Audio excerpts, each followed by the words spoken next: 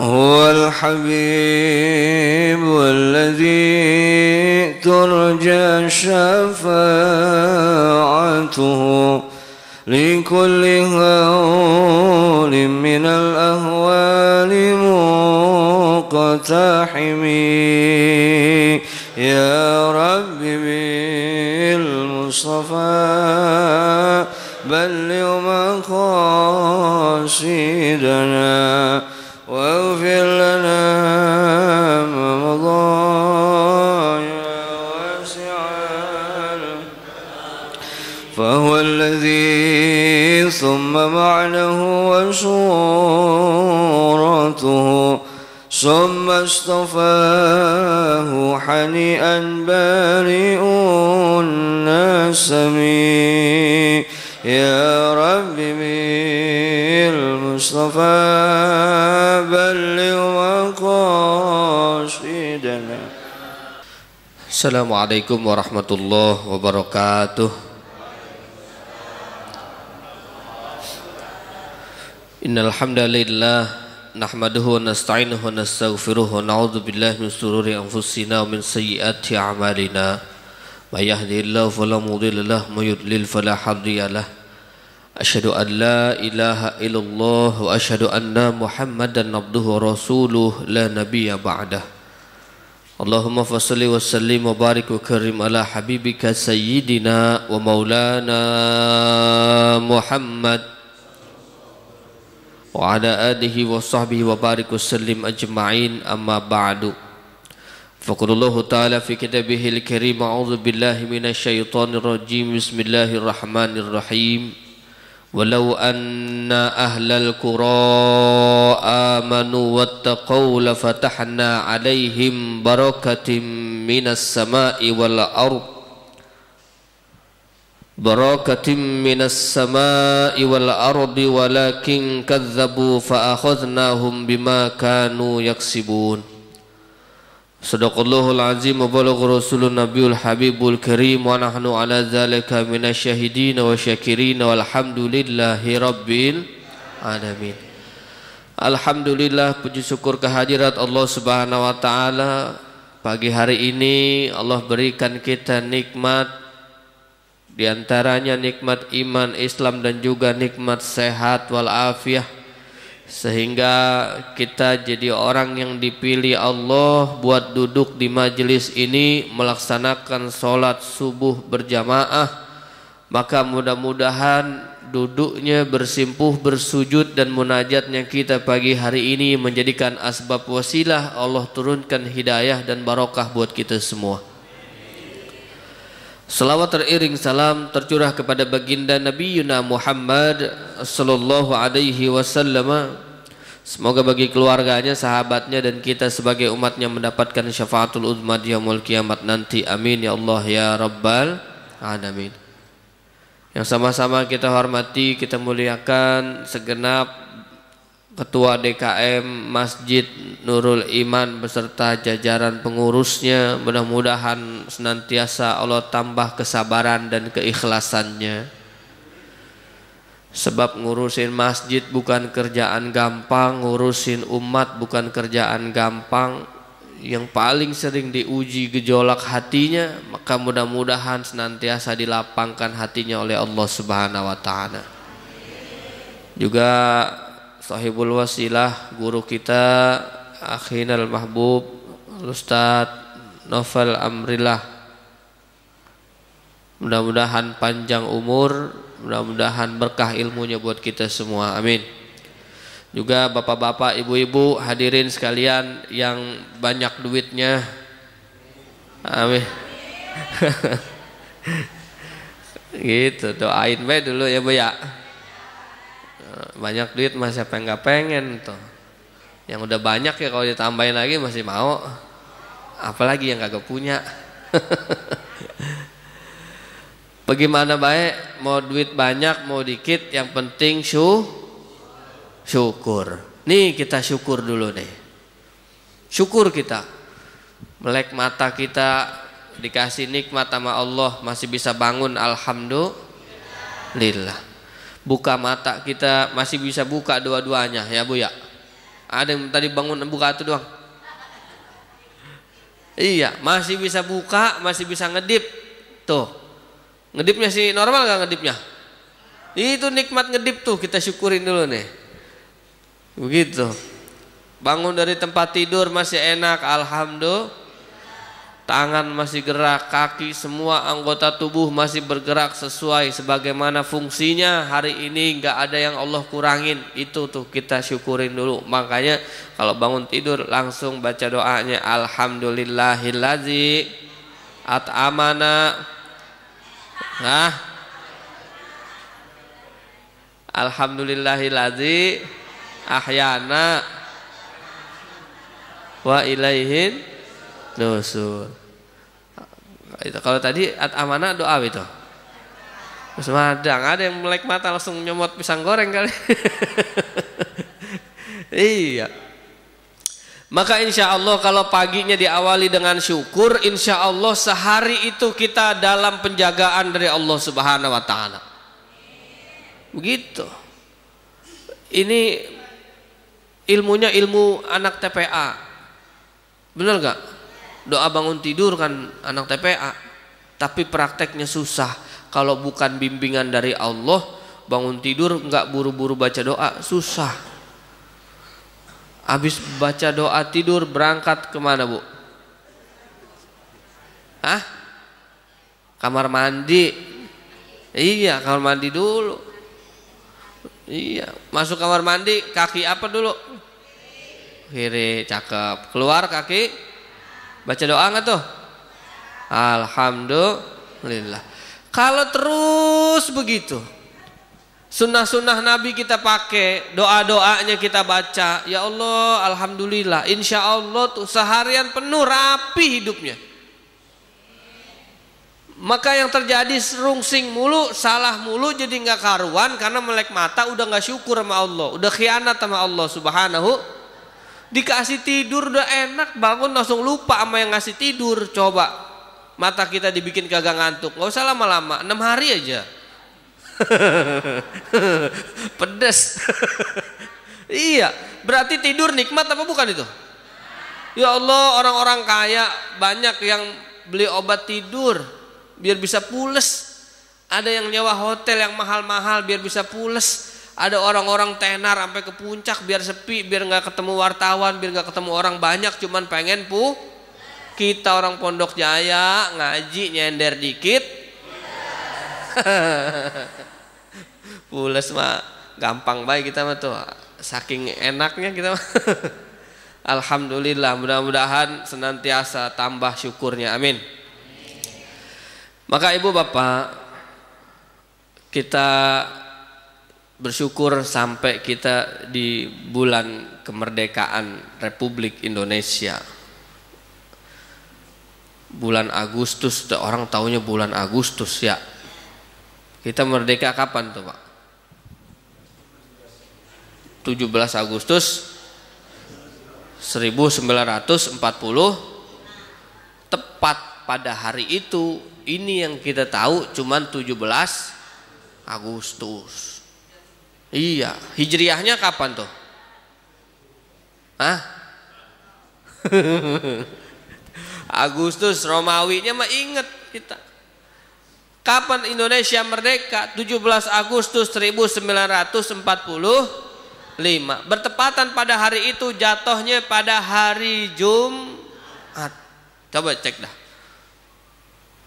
Hari Jumat tanggal 9 Ramadan tahun 1364 Hijriah. Harinya hari Sayyidul Ayyam.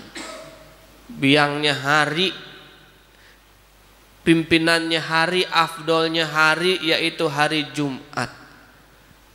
Juga afdolnya bulan Ramadan. Ya Allah, ini tahu nih, sampein sejarah ini ke anak kita. Jadi bocah biar nggak taunya 17 Agustus doang.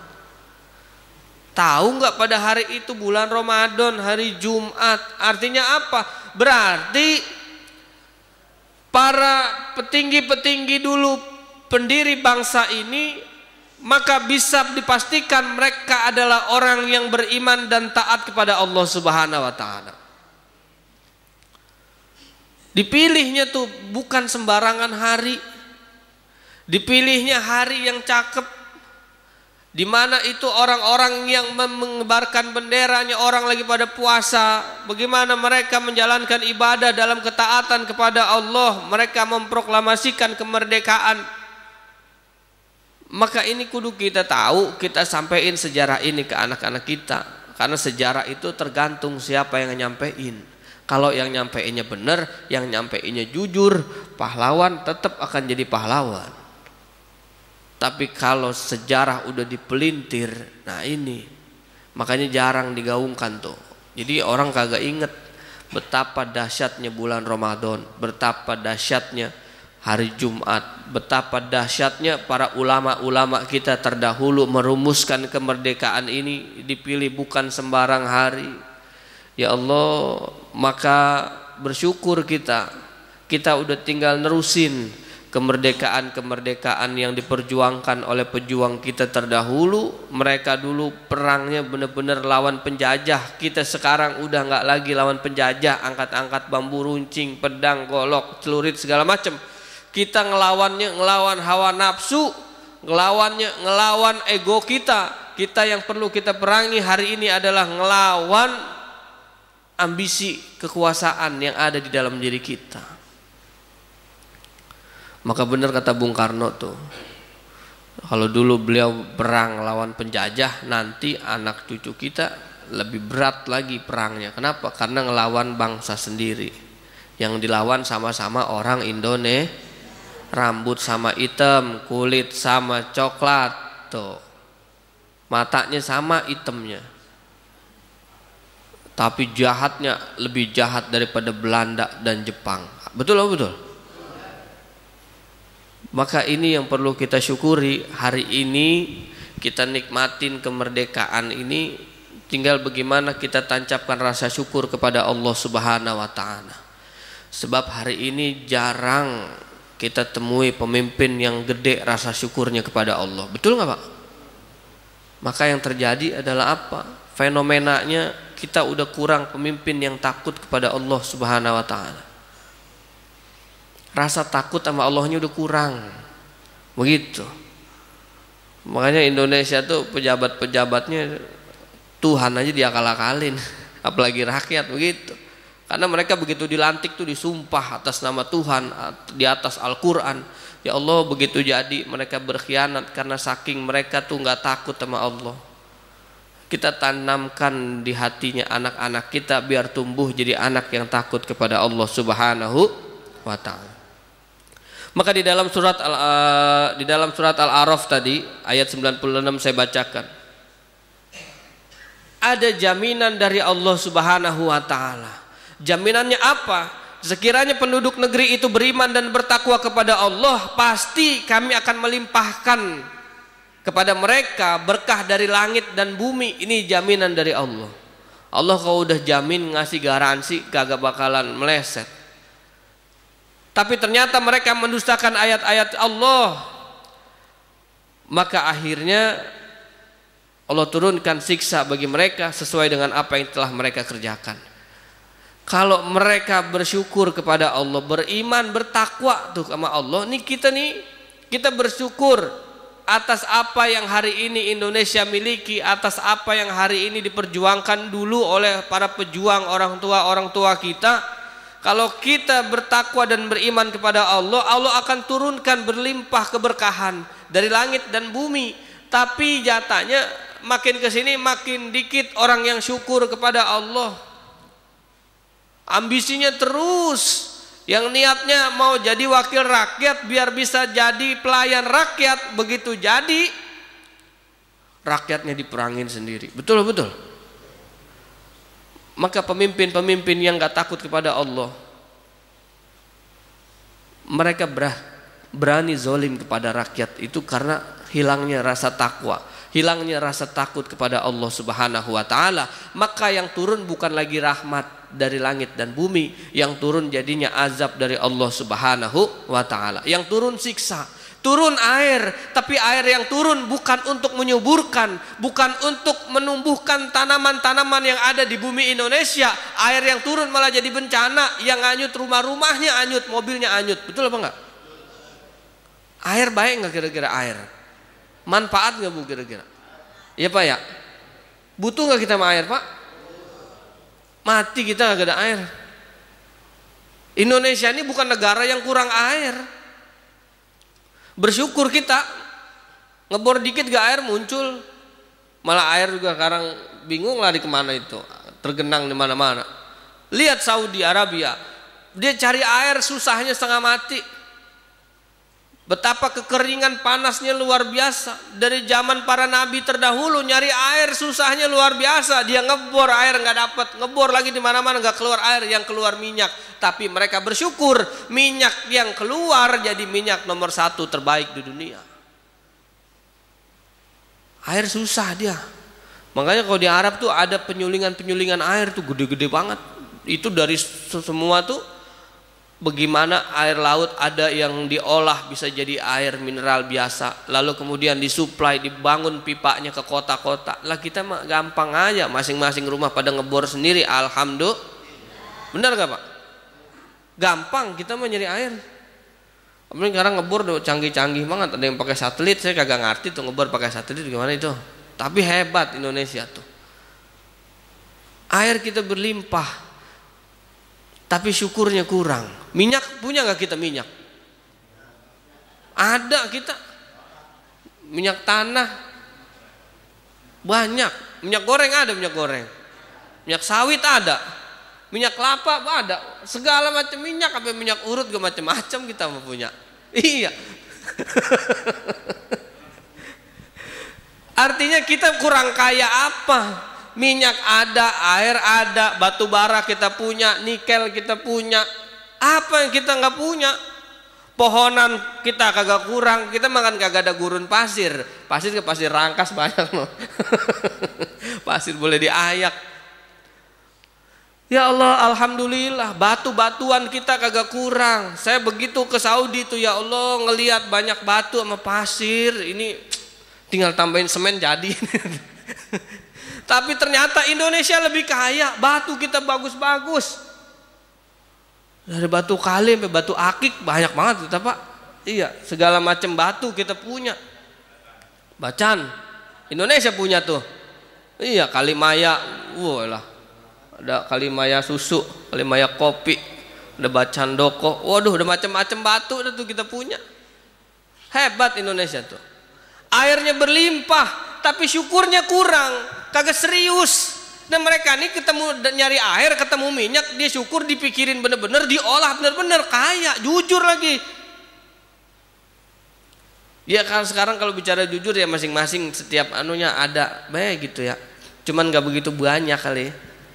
Diolah bener-bener, bagaimana hasilnya rakyat bisa nikmatin. Begitu.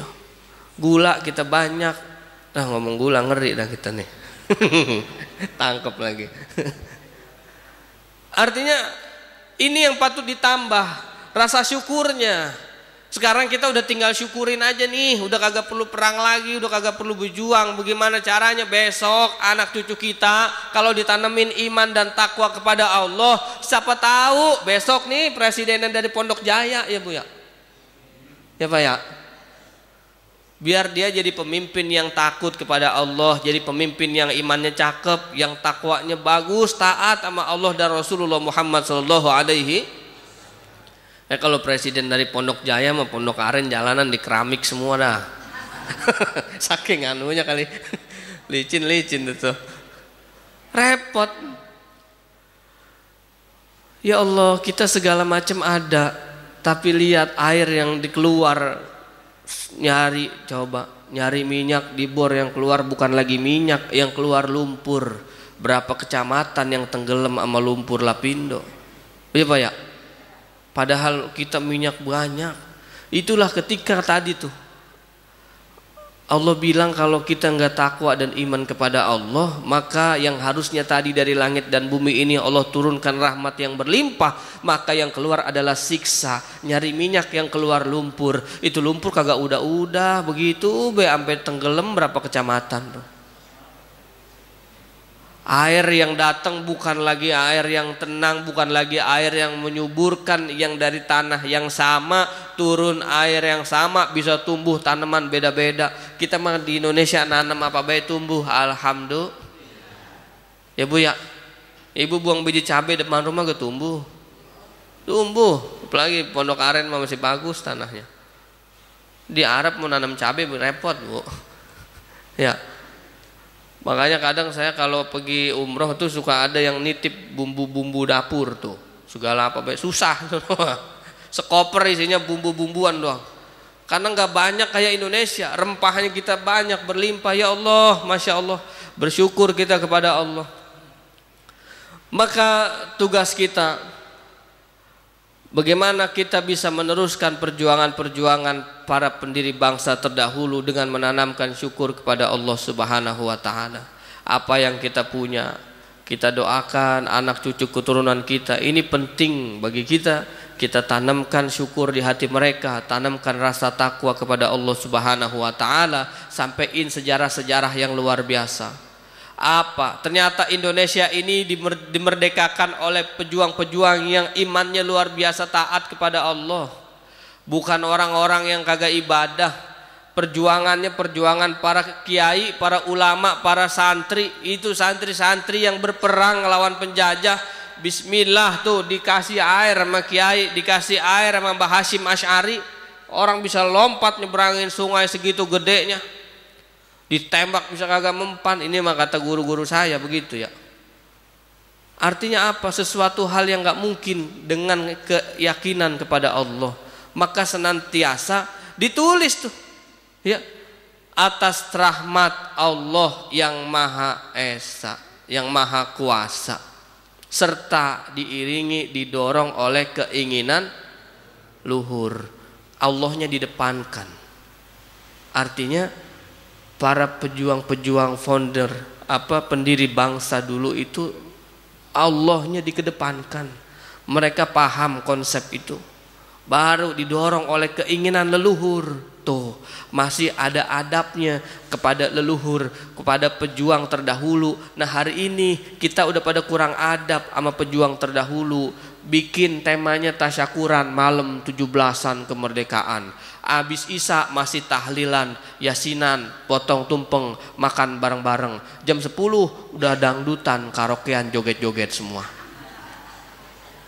Iya nggak Pak? Kalau belum 12:30 belum berhenti tuh. Iya. Bininya siapa yang nyanyi, yang joget lakinya siapa? Ya Allah. Itu perjuangan Mbah Hashim Asy'ari itu dinodai itu kalau begitu. Kalau mau syukur yang benar, doa yang benar, kita berdoa untuk kebaikan bangsa kita begitu, benar-benar gitu. Dangdutan, saya pernah diundang ceramah begitu.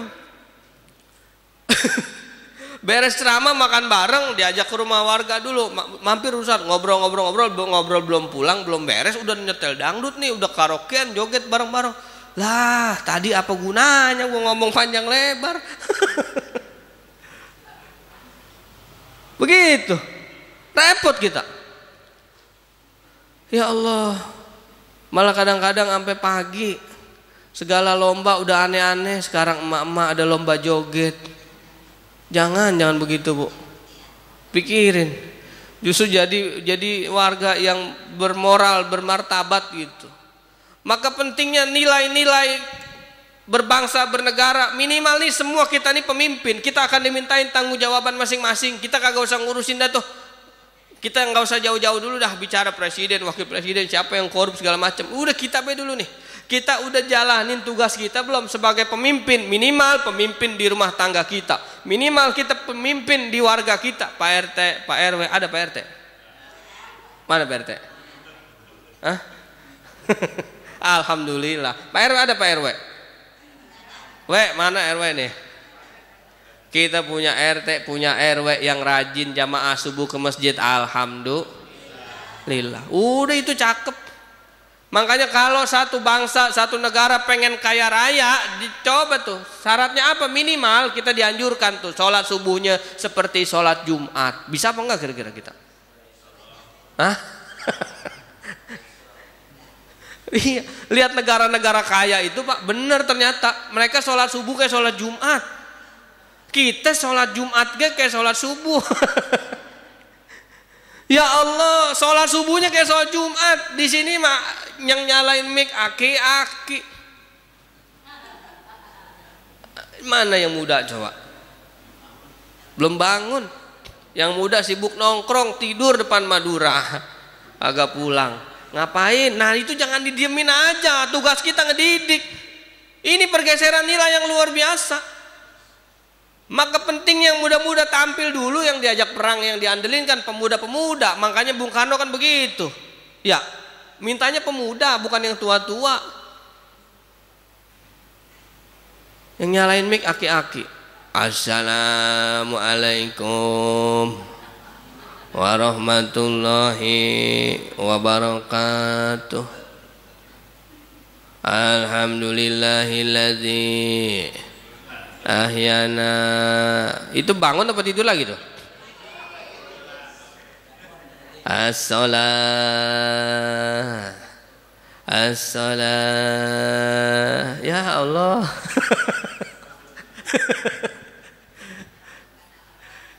Itu yang buka masjid dia, yang nyalain mic dia, yang bangunin orang dia, yang ajan, yang qomat dia juga. Itu hampir di tiap kampung ada yang begitu tuh. Kayak kalau belum mati belum diganti tuh aki-aki.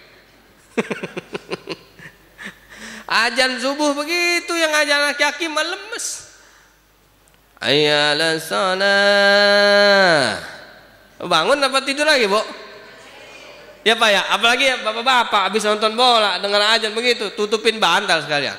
Ayalah salah.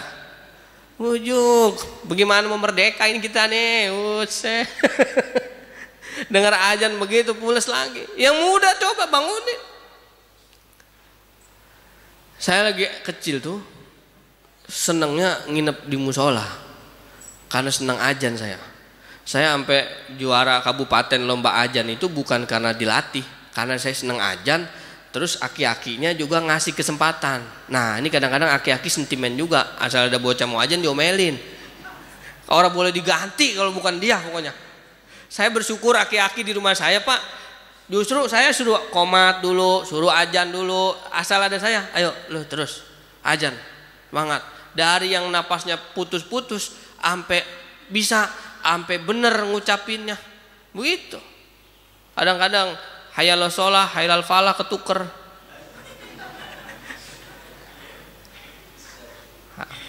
Ha tuh mana ha mana ha kan beda tuh. Hayal sholah ha gede tuh. Hayal falah ha kecil. Ini sama baik semua tuh. Ketuker kebalik lagi. Aja lemas begitu. Coba aja anak muda. Hayya 'alas shalah.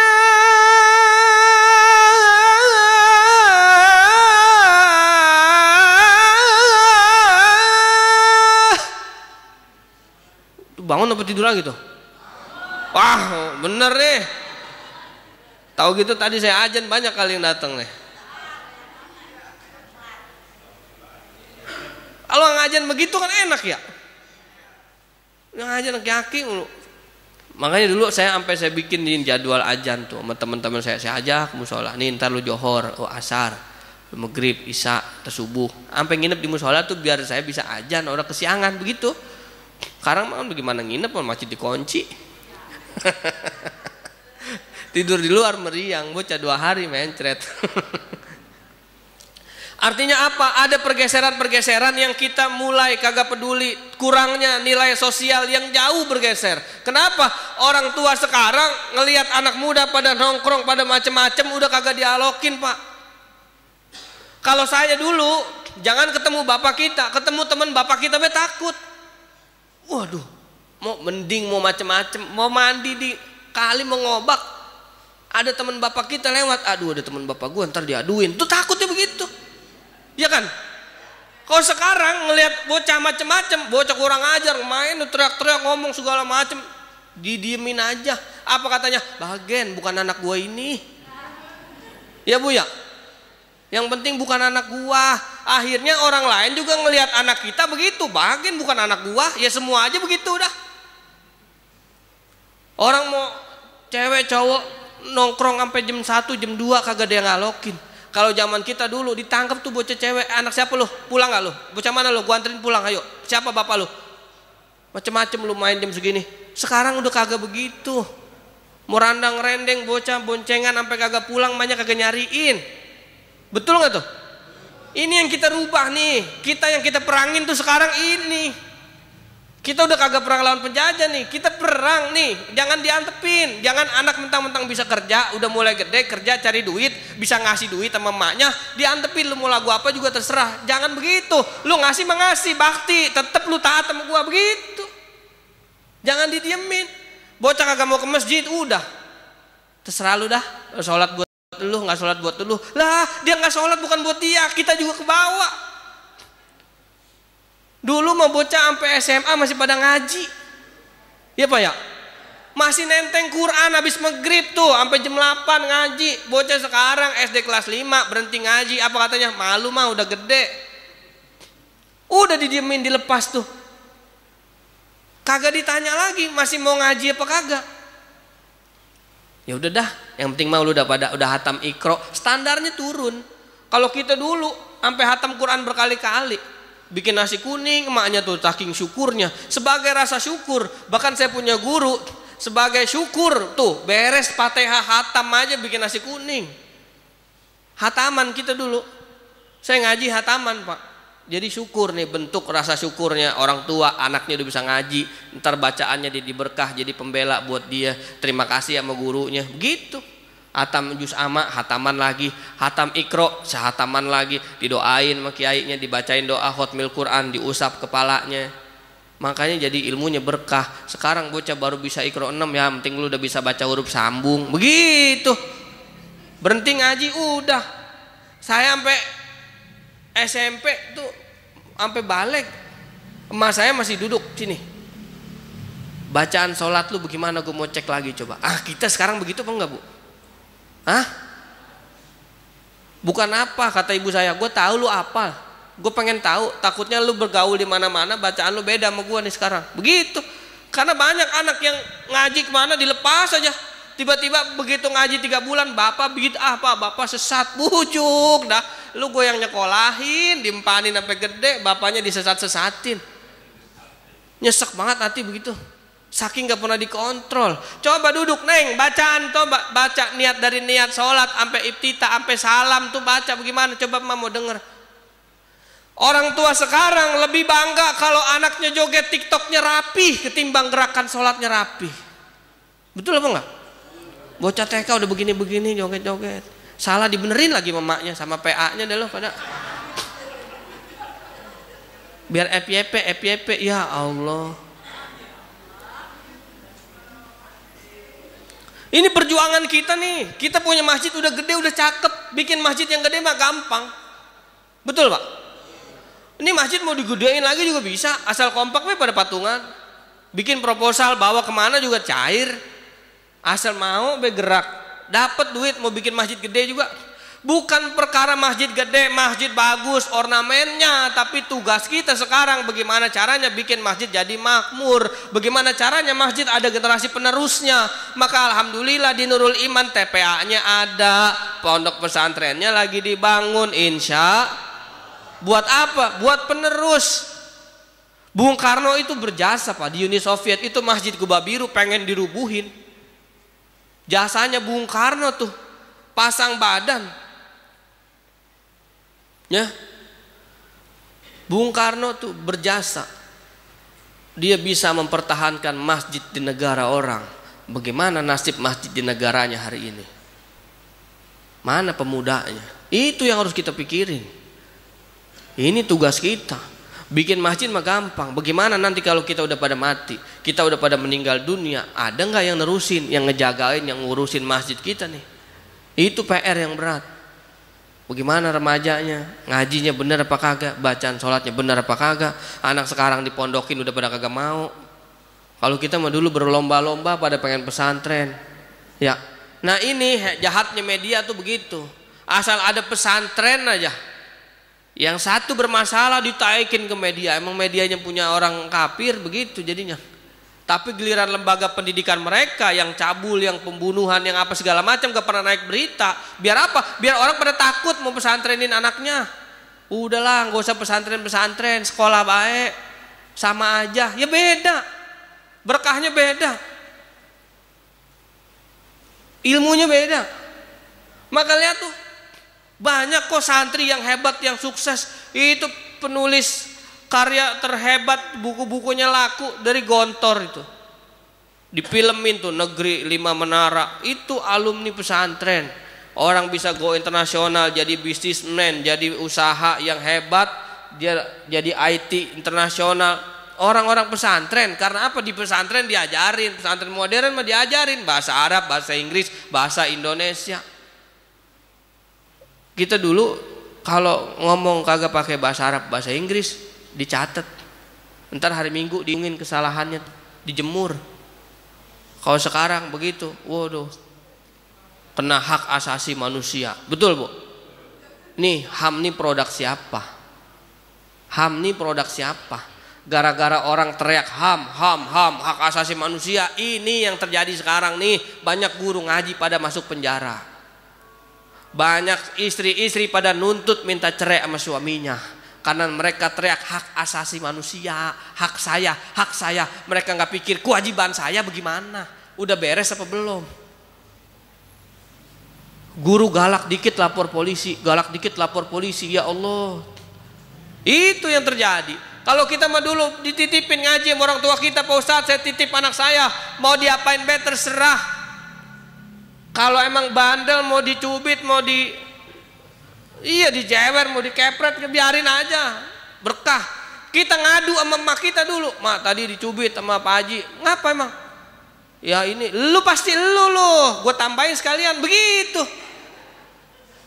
Iya nggak tuh? Bikin malu aja lu ngaji, udah bayaran murah, lu masih dihukum juga, diambil sapu.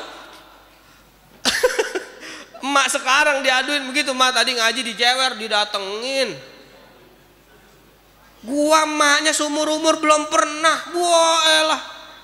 Saya bapaknya seumur umur belum pernah main tangan sama anak saya. Ya itu makanya anak lu jadi kurang ajar. Rasul ngajarin tuh, didik anak pakai rotan tuh. Sunnah tuh di rumah ada rotan. Gak boleh kekerasan, gak boleh sama anak. Parenting sekarang begitu Pak. Makanya saya waktu masih ngajar di sekolahan tuh, begini salah, begitu salah. Pihak sekolah juga sekarang udah banyak yang mulai ke bawah.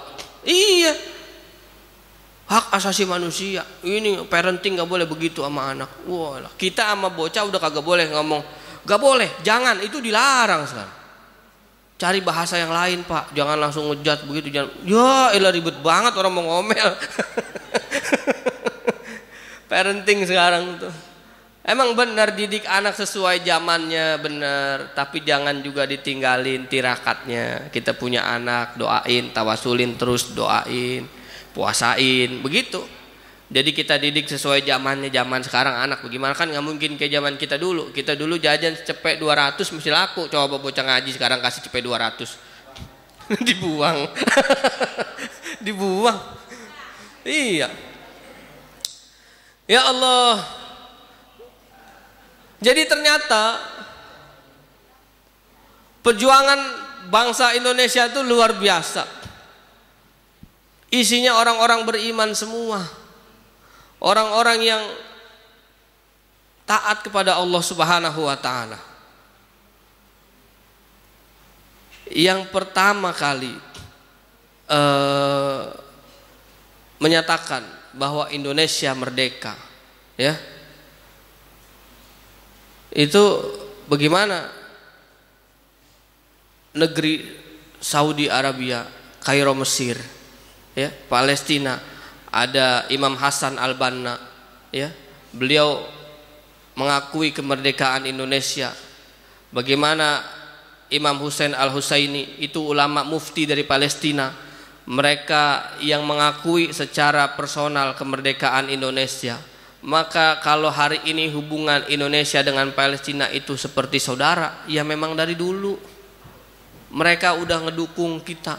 Mereka mengakui ketika kita proklamasikan kemerdekaan. Mereka ucapkan secara personal, ada mufti dari Palestina yang mengucapkan itu, menyampaikan kebahagiaan itu, bersyukur, mereka bantu doa kita. Terus hari ini mereka lagi dijajah, ya Allah kita doain. Bagaimana sekarang perbuatan kita tuh?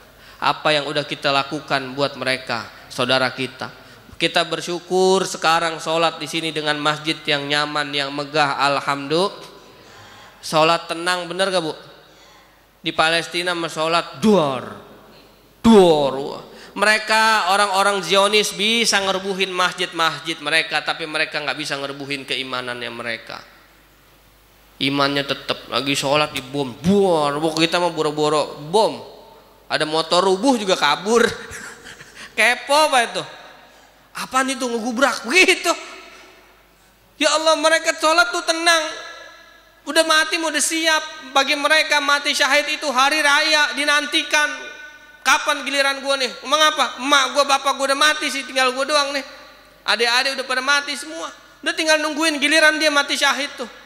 Nah kita mau boro-boro, kita rela mati buat agama kita, buat negara kita. Kita mah kebanyakan nih orang Indonesia rela mati demi warisan. Betul lah, betul? Coba diajak berjuang, berjuang nih, agama kita dihinakan begini-begini, ikut apa kagak tuh? Ya itu mah urusan ustadz, begitu sial bener. Itu mah ustadz aja tetat, maju dah tat.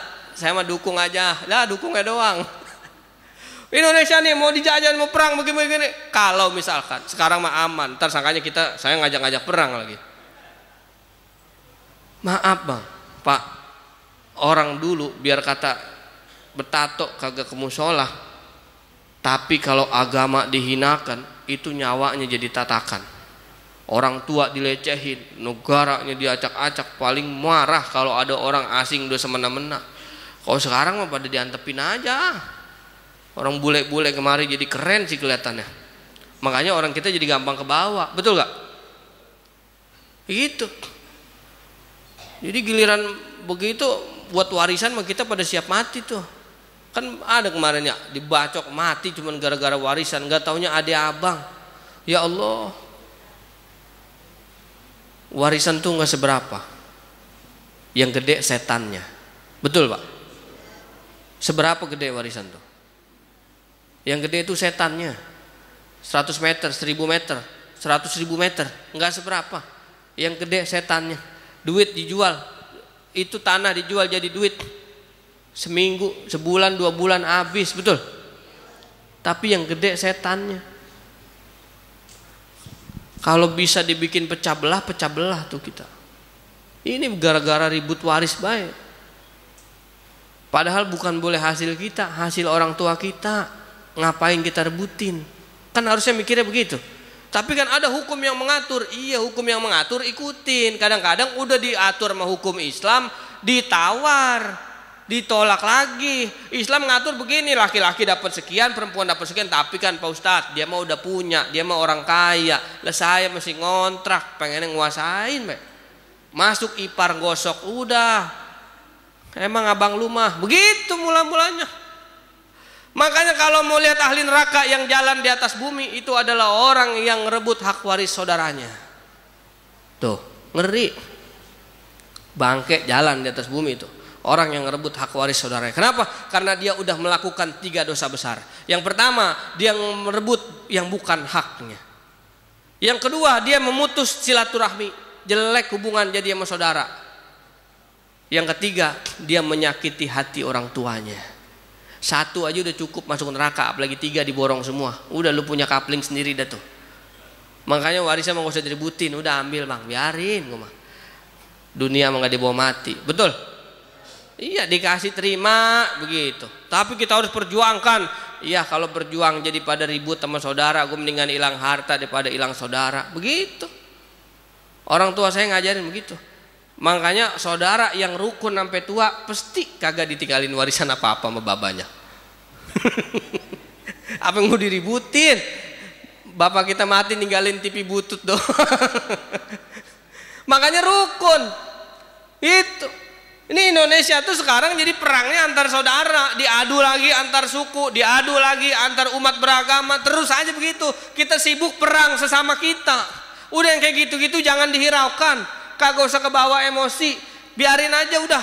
Nih makna kemerdekaan 80 tahun merdeka kudu dibuka mindsetnya. Jangan mau lagi diacak-acak sama berita-berita yang kagak jelas. Jangan lagi mau dibenturin cuman perkara politik jadi kagak mau sholat jamaah. Cuma gara-gara beda pilihan jadi pada berhenti ngaji. Ini yang jangan sampai terjadi. Mereka tuh seneng kalau orang Indonesia berantakan. Betul gak Pak? Udah cukup dah, kemarin-kemarin kita ribut masalah politik dah. Sekarang mah jangan-jangan lagi udah. Udah lu mau pilih satu, gue pilih dua. Tetap kita sholatnya sama-sama di masjid. Tuhan kita sama-sama Allah. Udah ngaji sama ustadznya tuh. Ada Ustadz Sarudin, ada Ustadz Sapitri, Ustadz Nopal. Udah kita tetap satu pengajian, ngaji yang rapih. Ini gara-gara politik berhenti ngaji, keluar dari grup majelis taklim. Coba. Makanya saya kalau ada nge-share politik di grup majelis saya ingetin, bang jangan nge-share politik bang, mantak jadi ribut. Bukan berarti kagak boleh berpolitik. Kalau mau ngomong politik pas ngobrol begini. Kalau di grup mah jadi bola api, bergulir sono sini jadi berantem ujung-ujungnya. Tapi nggak bisa begitu bang. Lihat kemarin di TV One tuh, makanya dia begini luar ribut, akhirnya keluar. Ngapa bang? Males saya Pak Ustadz. Itu kan di grup, harusnya dia jangan ngomong begitu dong. Baper dah. Keluar, berhenti ngajinya, berhenti jamaahnya. Kalau sekiranya itu bisa bikin pecah belah, bisa menghilangkan satu amalan kita, rugi kita. Udah, yang penting mah akur, ya Pak ya. Jadi kalau mau merdeka, merdeka yang benar-benar dah. Jangan lagi ribut, jangan lagi berantem begitu. Saling tolong menolongnya ditingkatin. Kita tingkatin nilai-nilai sosial nih yang mulai ditinggalkan, ya. Jelas tuh. Allah perintahkan kita dalam surat Al-Maidah, auzubillahi minasyaitonirrajim, bismillahirrahmanirrahim. Wa ta'awanu 'alal birri wat taqwa wa la ta'awanu 'alal ismi wal 'udwan. Bagaimana kita diajarkan untuk tolong menolong dalam kebaikan dan takwa, dan jangan kita tolong menolong dalam dosa dan permusuhan. Kalau udah untuk kebaikan, ayo tolong menolong, saling bantu, guyub lagi. Ada saudara tetangga kesusahan, saling bantu. Sekarang individualismenya dibangun biar pada tinggi, biar pada gede. Orang rumah tembok pagarnya gede-gede, tinggi-tinggi. Iya enggak? Bagaimana orang mampir kalau hujan mau ngaup? Gerbang lu tinggi banget. Iya Bu ya? Orang tua kita dulu nggak banyak rumah yang dipagerin. Pagernya adalah apa? Pagernya nih kepercayaan saudara-saudara. Ada satu yang jagain, yang ronda, ada yang kehilangan, semuanya panik. Kalau sekarang samping rumah hilang motor, ya bagian dia inilah. Gue mah kagak repot. Makanya hati-hati. Lagian sih, dah ngatain malah. Individualisme tinggi-tinggi. Orang pada dibikinin klaster kecil-kecil biar pada masing-masing hidupnya. Keluar tuh pagi, balik malam, udah begitu aja. RT yang mana kagak tahu, tinggal udah 2 tahun. Iya. Boro-boro nyegor, nyapa. Bocah zaman dulu tuh, Pak, misi Pak Haji. Bocah sekarang ketemu bapak-bapak, bodo amat. Ki-aki gue mau kenal. Saya mah apal teman-teman bapak saya, emak saya yang mana tuh. Tahu kita mah. Anak sekarang mah gak tahu. Asik aja. Individualismenya tinggi, dibikinin komplek-komplek tuh, tinggal di perumahan-perumahan. Gue pengen tenang, gak berisik orang kampung, begitu. Makanya emak saya kalau suruh tinggal di komplek kagak mau. Ngapa? Sepi, kagak ada pengajian, katanya begitu Bu. Gue kalau tinggal di komplek mati, karangan bunga doang banyak, yang tahlil rada. Karangan bunga berjejer tuh, sampai sono. Jadi gayanya begitu, asal yang mati kirim bunga. 1 juta, gopek 1 juta, kirim begitu, turut berduka cita. Orangnya mah kagak datang. Yang datang tukang bunga itu kan minta tanda tangan, suewat orang lagi nangis suruh tanda tangan gitu, tanda terima Pak. Orangnya mah nggak datang. Mending di kampung, sampai 40 hari juga rame, betul. Apalagi Pondok Jaya, ustadznya banyak, udah enak mati di sini mah. Banyak yang doain. Iya minta begitu. Ini pikirin nih bagaimana aku mati kalau di gedong begitu rumahnya ya. Orang tahlilan juga segen. Coba Pak, rumah gede begitu, ini ada tahlilan apa kagak? Biasanya orang kaya jarang tahlil. Begitu mikirnya. Jadi warga juga mau datang segan, temboknya tinggi banget gerbangnya. Orang tua kita dulu ngajarin tuh, gerbang lu jangan tinggi-tinggi. Buka tuh, kasih keran di depan, ada pompa dulu mah depan. Siapa yang butuh air ambil, ada bangku tuh kasih, bakal orang ngaup kalau kehujanan. Sekarang boro-boro orang ngaup. Negara ini rumah kosong mulu kayaknya. Individualisme tinggi. Jadi orang ngerasa hidup udah bisa sendiri. Gue masing-masing aja sekarang mah. Gue mah bisa sendiri. Gue mah gak butuh sama lu. Gue gak minta makan sama lu. Nih pak, akhirnya pergeseran nilai yang begitu jauh. Boro-boro kerja bakti bareng-bareng, bawa pacul, bawa apa, beresin selokan. Ya, itu mah urusan yang susah-susah doang. Yang banyak duit mah udah kagak keluar rumah. Ngasih duitnya doang ya pak ya. Kalau kerja bakti kan begitu. Orang Jawa datang bawa pacul. Ya, orang Lampung datang tuh bawa pengki. Iya, orang Sunda datang bawain gorengan. Orang Betawi datang belakangan nyomot gorengan. Kerja belum nyomot gorengan. Ngopi, ya biarin pendatang pada nyapu tuh. Gue mah ngopi.